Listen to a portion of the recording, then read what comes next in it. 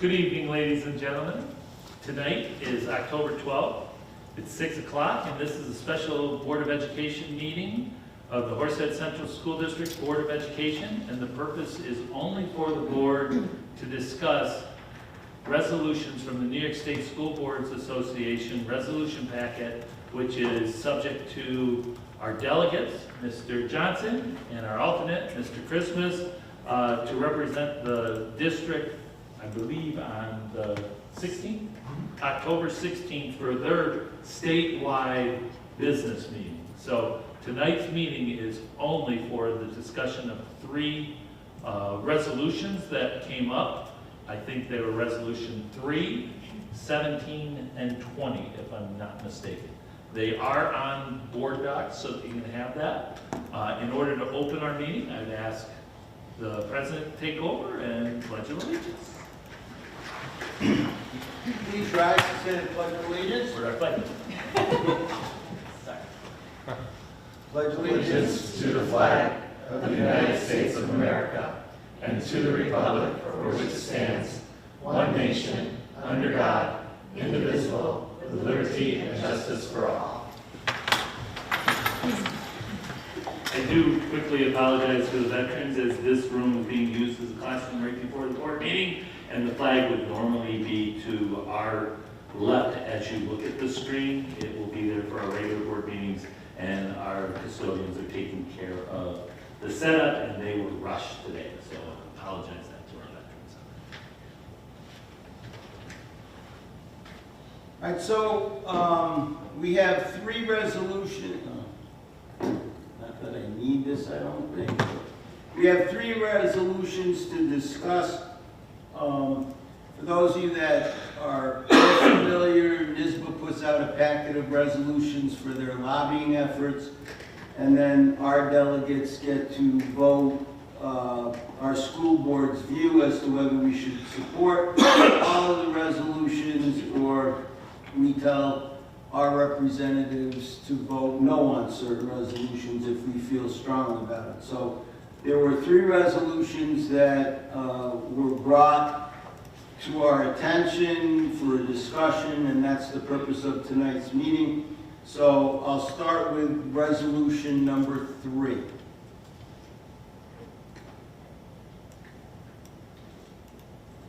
So I guess I should read it and then open it for discussion.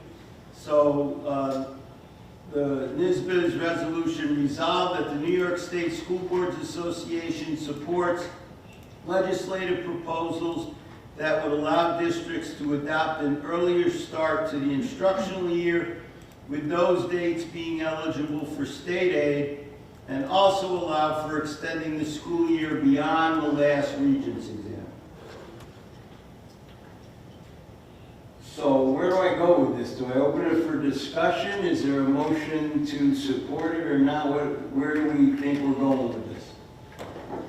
So I think the best way to approach this is, so our default is, when it's recommended by the NYSBA Resolutions Committee, that the delegate will vote in favor of it. If it's not recommended, they vote against it. I would suggest, we have the agenda items, but I think they all need to be moved individually for discussion. And if nobody present wants to discuss it or take any action on it and just go with our default position, then we can just move on to the next agenda item, the next proposal. So the only question I would have is, after state exams in June. With open for discussion. Oh, all right, so do I have to make a motion to open for, okay, motion to discuss resolution number 3? Or can the chair make that motion? Yes, you can. Okay. So, second. All right, so the only question I would have is, historically, the Regents exams and the end of the year school exams signal the end of the school year. What's the benefit of staying beyond the end of the school year? I mean, wouldn't students check out? I mean, really, their grades are pretty much finalized, so what are we saying is going to happen after the exams? If I can real quick, just because some things are happening in the state right now with Lunar New Year and a variety of about 5 to 6 other holidays that will be on the legislative agenda. I do believe NISBA is seeing that with the passing of Lunar New Year, and it's the lowest percentage of population across New York State, that the other 5 to 6 holidays are for population masses that are bigger in percentage, that they're trying to start saying, how are we going to deal with a calendar that has to be 180 days and fit it in if we start adopting all these other potential religious or cultural holidays. And what this resolution is trying to say is, we can possibly go a little bit earlier than Labor Day and go till the end of June. If Regents is moved up, say June 23rd, we could use those dates to get on the calendar. I wish that if the state did that, they would just move Regents to the absolute last day, which would do it, but they don't think they will, so they're looking for the most applicable wide use of all the days that they could by this resolution. Go ahead, Aaron. So I think if I'm reading this correctly, it's still going to allow districts the option to create their calendars locally, just with whatever kind of flexibility they need to impart due to their student population, right? Okay. Thank you. Doug, go ahead. Yeah, I think you're raising all the good policy questions around it. The resolutions I read, it just gives us flexibility if it were to somehow pass the legislature. And so usually these resolutions are seeking that sort of flexibility from the state, whereas right now we're pretty bracketed in when we can do it. So I think it's a fine thing to vote in favor of it, give us the option if we don't want to go beyond regions. I think more of the push would be beginning of the school year, where, I mean, I'm assuming a lot of you have out-of-state friends and families like I do. New York has got to be the latest starting state. I mean, maybe a few others start after Labor Day, but almost everyone starts before Labor Day throughout the country, and maybe that would be a push. But I'm in favor of flexibility. I understand what you're saying, but those states that start before Labor Day also end in early June or late May, so I don't see the state altering us ending in June to compensate for an earlier or a late August timeline, so. Maybe not, but I think ultimately it's just Flexibility like is your flexibility. point. Yeah. Okay. Kevin? This is a question to Tom. With the upcoming new holidays, how does this impact contractual obligations? Well, I didn't want to start next year's calendar already, but I have. Mm-hmm. It, right now, just with the Lunar New Year, the Juneteenth holiday that's been added, what they're doing with the 17th this year, I think with Hindu holiday, I'm not sure whether it's Hindu or not, so I don't want to be quoted. It could potentially put us that we only have like 2 or 3 snow days at the most that we could do and keep our breaks. Now, I can make any calendar fit. Why just get rid of April break and we get rid of February break? That's the state's thinking. I don't think that's going to be a popular choice. No. Because the state says, well, you can also get rid of Christmas break too. I mean, so I've got about 15 days to play with, but the communities out there will not be happy with the decision that a local board would have to make to meet that form. Flexibility is the big thing that we need. I there's a lot of questions unanswered about how this might be implemented if it ever was, but just because it essentially creates flexibility and that's optional at a local level, I don't see anything bad about it, so I'd be in favor of it. I agree. I mean, it's, at the end of the day, it's going to be up to the district to set their calendar, and it's just allows for that flexibility. I think, my only look ahead is if the states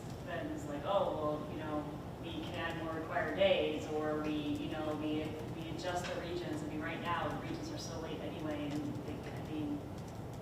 it's just crazy how late we go and how late we're forced to have graduation because of it.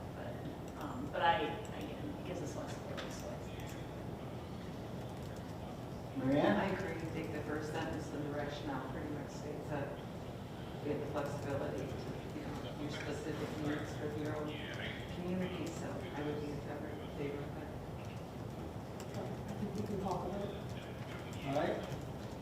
So all in favor of supporting NYSBA's position and going to our default position of supporting NYSBA? Did I say that properly? Yeah. Close enough? All right. So all in favor, aye? Aye. Opposed?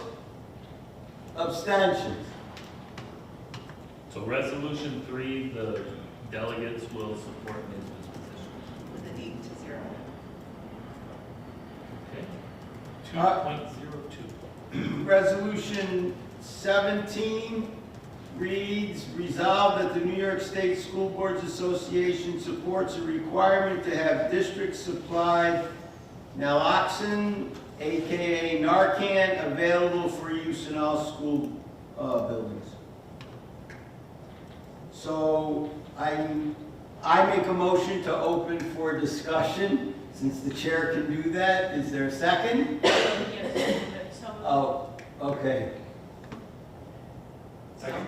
So moved. All right, now am I on good footing? Oh, go ahead, I'm sorry. So I was the one, so I had a question about this one, but it really, I didn't need really any more guidance. I just thought it was curious, because normally NYSBA is looking to relax or remove mandates, and this is asking them, the state, to impose a mandate on us, which is a moot point already in our school district, because we already, when we got the option to have Narcan in our buildings, we immediately passed a policy that allowed it, so it's being administered that way. So, Pretty much across the state, most school districts are way ahead of this resolution. Yeah. For safety concerns for kids. so in the end, it was a curiosity to me, in the words of our board president, but to me, we didn't really need to discuss this one, but. I just have one point of clarification. Since we have the officers in the building, and we technically are supplying them, are we then also supplying the Narcan? We do not supply it to the SROs, that is part of their regular supplies Right. and so forth. We supply it because actually there's a difference. County SROs, because they're now county sheriffs, they're obligated under their charge to apply it, and they use theirs. It's just, you try to separate medical in that. So that we. But if they say they were missing theirs, we would freely give it to them. Okay. But, yeah, they keep it readily as a supply in case they run into it. Hopefully they don't run into it. So, do I need to make a motion to support, or we just go to the default position of supporting NYSBA's position on this? Okay. So, I make a motion to go to the default position of supporting NYSBA's position on this. And what do I do next? Move? No, you don't need to. You Someone just has to vote. say. You just vote. We're gonna vote supporting NYSBA's. All in favor? Okay. All in favor? Aye. Opposed? Abstentions?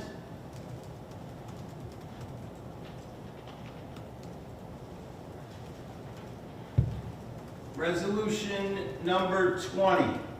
Resolved, the New York State School Boards Association supports legislation to eliminate Regents exam testing at the high school level in favor of state exams that comply with ESSA, Every Student Succeeds Act, regulations in 10th through 11th grade for ELA, 1 exam, math, 1 exam, and science, 1 exam.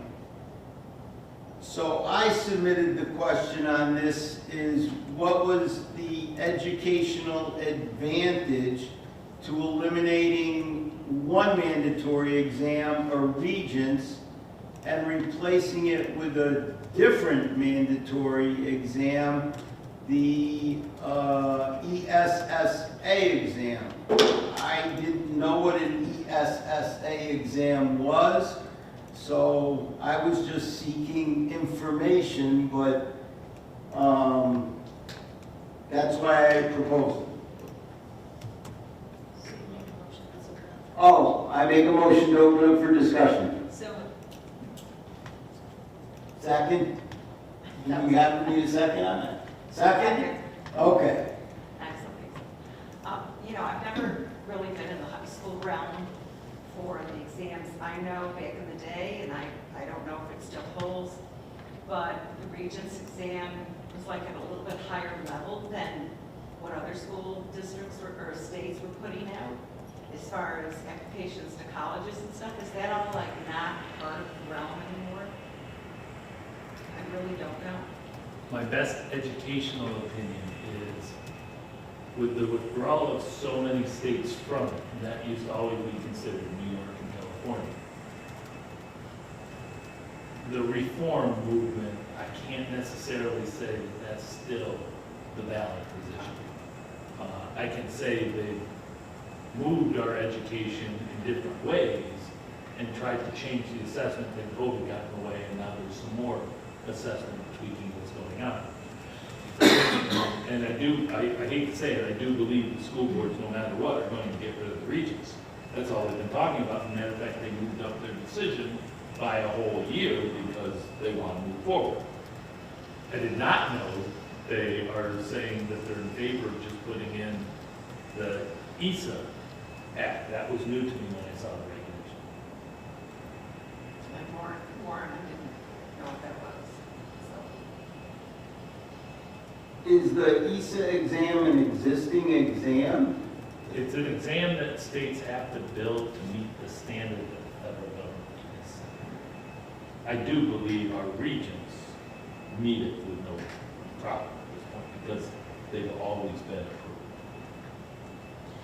So the way that I'm interpreting this, if I'm reading this correctly, and please correct me if I'm wrong, is that they're looking to eliminate all of the different Regents exams across all of the different content areas and replace it with one cumulative exam for each content area except for the social studies. I do not see the social studies within here, and I'm curious as to why. So that being said, that's how I'm looking at it. Students would just have 3 exams in which to finish their high school education. And why the levels of 10 through 11 instead of 12th grade? So is there nothing in 12th grade that they have to pass? Or what is this? I would like more detail, I guess. I believe the 10th through 11th grade level dynamic is so that they have an opportunity not only to take it twice, but a second time before they reach that commencement level. The reason why ELA, math, and science is usually that Regents exam and that caliber of skill would come into 10th grade or 11th grade. So I think that's why they use that draw. And you're right, the state would have to still develop this exam to align with ESA. I think when I discussed with Warren a little, our Regents already do. Right, and we already have one ELA assessment, Yes, you know, in 11th grade. and we have 3 math We have assessments 3 that math, meet we it. have, what, 2 science? We have 4 science. But that we have to take, but how many, I guess Yeah. it depends on your track, how many you have to actually Yeah. take to graduate. And then the social studies has, And we have 2 social studies. correct. Yeah. So I'm wondering why that isn't in here, being a former social studies teacher, right? That's important. I believe that's a good question for the Regents, and why do they wish to remove the Regents Correct. exams in general? But I'll restate my position. I believe the Regents are going to get rid of the Regents exams.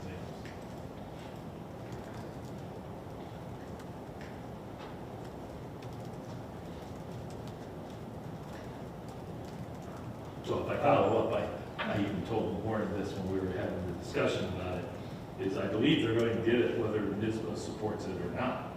Because the Board of Regents doesn't answer to anyone except themselves.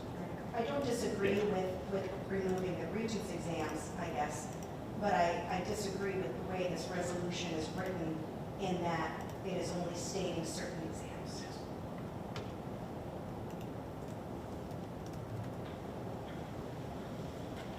So, I guess I'm gonna vote no because it sounds too nebulous to me at this point in time. And there's a certainty with what the Regents is, and we know that, and this is nebulous. So I'll just say I wouldn't support this, but if the majority of the board says yes, that's the majority of the board. In other words, your no vote is to say we should not support NISBA's position. Correct. That's always the hard part during these discussions. Correct. Correct. I would do the same as Laura. Go ahead, Doug. I think as Eric Michelle was pointing out, I don't think there's enough information in this proposal to really make an informed decision in terms of our advocacy of it. So I think for lack of clarity and lack of rationale really, and why to go down to so few tests, while I generally agree with that direction, the lack of specificity has me curious on how it's going to actually turn out. May I ask a clarifying question? When you're at the table, you guys have been there before. Can this board attempt to try to table it and get it squashed and thrown off? Yes, I believe tabling is a motion that can be made, although because it's recommended, we would have to have, I believe, you'd have to have a majority vote on the tabling, and it might even be supermajority. I don't recall the exact rules on that. Those are your options. In other words, the board could say, hey, if you don't support it, you can also try to table it. So that the board knows we give the delegates, once we're through with here, free reign to do what they feel is in the best interest of the district and of the board at that point, once they get into debates. I agree with the position that Doug articulated and others, that in the absence of more information, I'm not comfortable supporting it as written. I agree. I think it's too big and more detail, and I think you bring up a great point. I missed that. That wasn't as interesting. Okay. So we'll call the vote. All in favor of supporting NISBA's position would say aye. All opposed to NISBA's position would say no, and then the abstention. So all in favor of supporting NISBA's position? Opposed to NISBA's position? No. Nay. Abstentions? Okay. Very good. That's the hardest type of vote to take.